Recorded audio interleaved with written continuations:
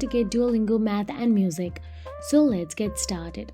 Firstly, all you have to do is go to the App Store or Google Play Store on your mobile device. Then inside the Google Play Store or App Store, if there is an update version available right next to the Duolingo, then simply update it to the latest version.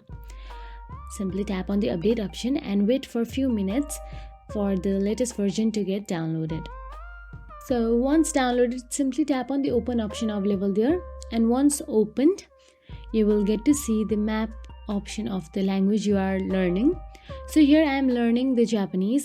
That is why you can see the Japanese flag available in the top left corner of your screen. So whatever language you are learning, the flag will be shown on the top right corner of your screen. Now all you have to do is tap on the flag and a drop down menu will appear from there. Now let's go and tap on the Japanese flag.